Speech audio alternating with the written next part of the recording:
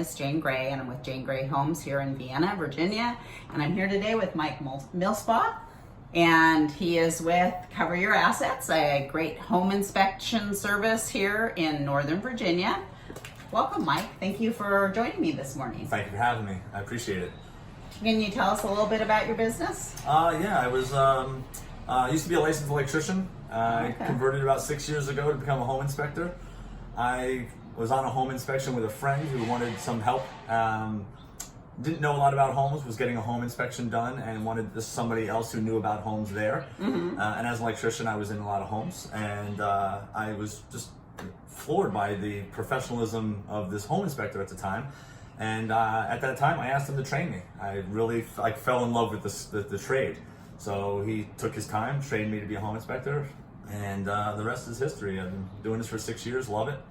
I've done over 2,000 inspections since I started my business. Wow. And all over Northern Virginia, love it. Okay, awesome. So this morning, I'm asking Mike to tell us the most important things about winterizing your house so you don't get any broken pipes, right? That's right. Okay. Right. Do you want to just kind of tee it up so before we go and do a little show and tell here on the... Sure. Okay. It's, as we're in October right now, and as the temperatures start to drop in certain areas of the country, Virginia doesn't get so cold as they do in the north, but there are times during the course of the year where the temperature drops below 30 for sustained periods of time. And if water is leaving the house, hose bibs outside, people leave their hoses actually attached to the hose bib with water still in them, that water will freeze and expand and break the hose, but it could also freeze and expand and break the pipe. Inside the wall. Inside the wall, and when the at very expensive repairs. Exactly, right? it's a popping sound. That. It's a popping sound. I've actually been in a house when it's happened before, a long time ago. But it's a popping sound, and then the water starts flowing because the water is frozen at a certain point, but it's not behind it. When it breaks, obviously water starts to flow inside of a wall, and it's just messy. You want to shut off the valve that supplies water to the outdoor hose bib, and then you want to drain that that pipe of water to prevent it from freezing. Even just standing water under no pressure will still freeze and expand and break the pipe. Pretty interesting.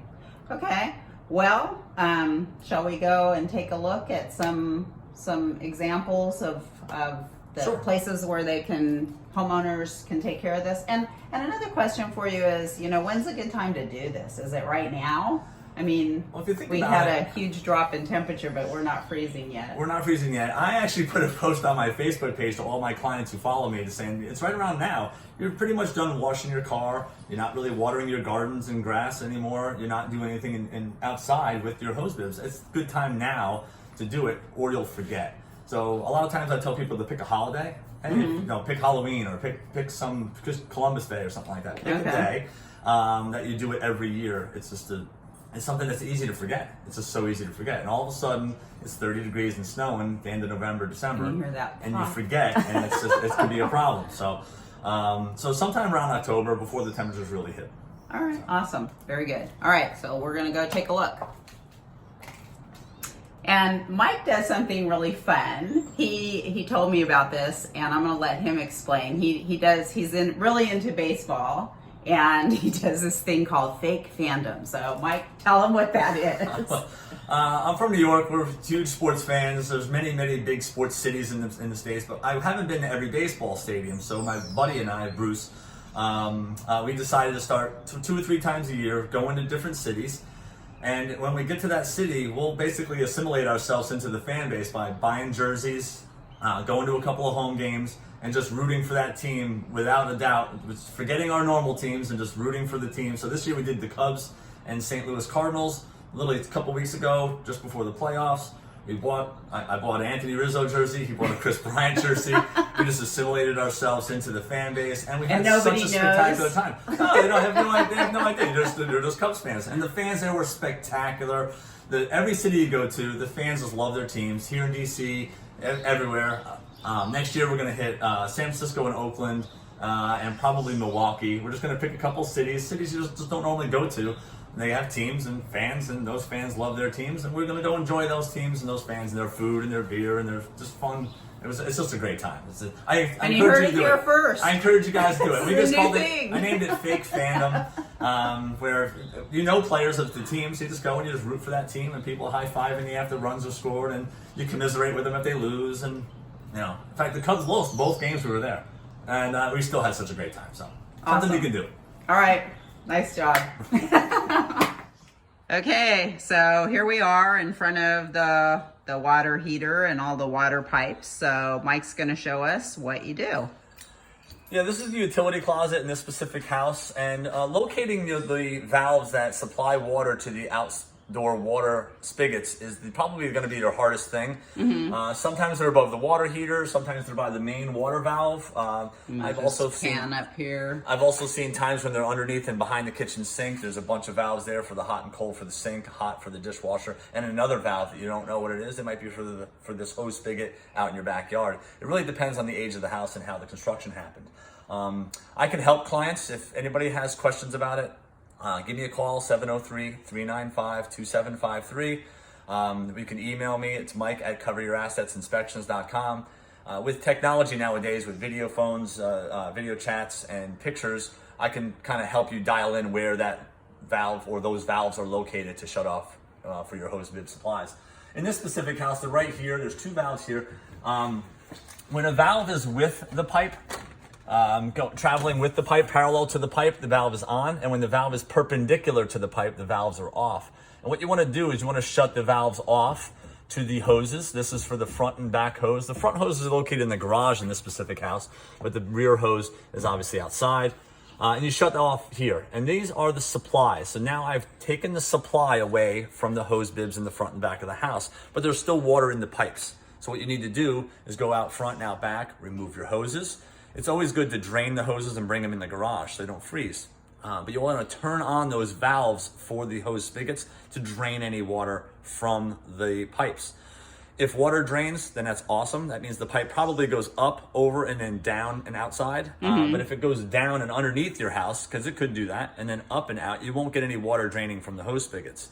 So what you want to do is you come back here. It's a little difficult to see, but there's a pin valve here. Up here. Yep. There's a pin valve here. When you open up this pin valve with this supply off, and it has to be off or you're going to get water squirting in your face, you open up this pin valve, a small wrench, turn this pin valve, and water will drip out of there. You basically get a pint glass or a little bucket of water, and you collect about a pint full.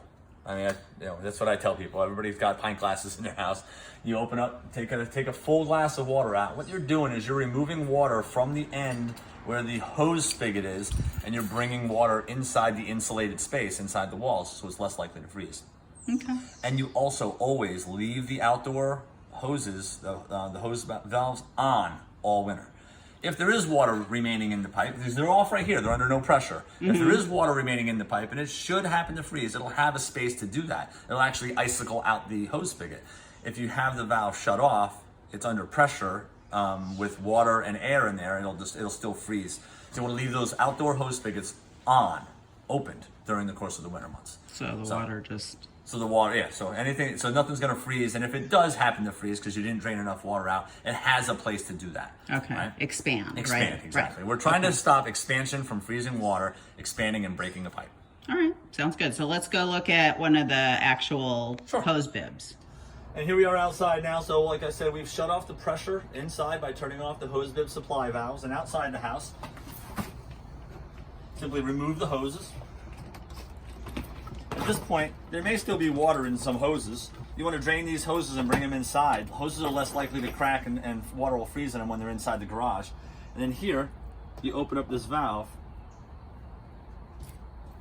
And I'm opening up the pressure relief valve here, the backflow device. And now water has drained. If you saw that, some water has drained. Do all faucets have that? Have the anti-backflow device? Yes. No, they do not. A lot of older houses do not have that. So as soon as you turn on the valve itself, water will just drain out. Okay. With one with these backflow devices, you simply got to push up on it. You're letting the water drain from the hose spigot itself. And at this point, this is ready to go. This is on, like I said. There's some water dripped out, and you can still go inside and open up that pin valve and take water out of there, and you'll drain, a glass or so of water out of there emptying the pipe of any additional water that you can. So that's the last step then. That's the last step. You don't have to do that if water drains out of here, but it's always a good step. Did we have any water Yes, drain out water of there? dripped out of here. So we're probably good? We're probably good. Okay, sounds good. All right, any other comments to winterize houses? How about leaves? Are leaves out of the gutters good to It's clean always out? good. Even if you have gutter guards, a lot of the times people assume that when you have gutter guards, you don't need to clean your gutters. That's untrue. Debris still does get in there. It doesn't get in as much, but still debris gets in there. It's always good to have leaves and the gutters clear before the snow and freezing rains and stuff like that hit. Because if there's any debris in there and water gets in there and it clogs up, it'll freeze. Now you have a large block of ice, which is a lot of additional weight, and gutters pull from homes. So we don't want to have that happen. Some people don't have hose bib supply valves that they can locate, or they don't have them because the house is so old. They do make insulated covers. They'll simply strap onto the handle here. It's like an insulated, it's a little cooler. It's a little styrofoam shell-shaped cooler. You put over top of it, you pull a string and it tightens to the house. That's another way to keep these hose bibs from freezing. And where do you get those? Like Home Depot or something? Home Depot, you can buy everything online nowadays. I don't try Amazon. to guide people away from the local stores, but Amazon will give you everything you need. Okay. So. All right, sounds good. All right, so if you need a home inspection, getting ready to sell your home, call Mike. It's Cover Your Assets. Give him the phone number one more time. Phone number 703-395-2753. Great. All right, thank you so much, Mike.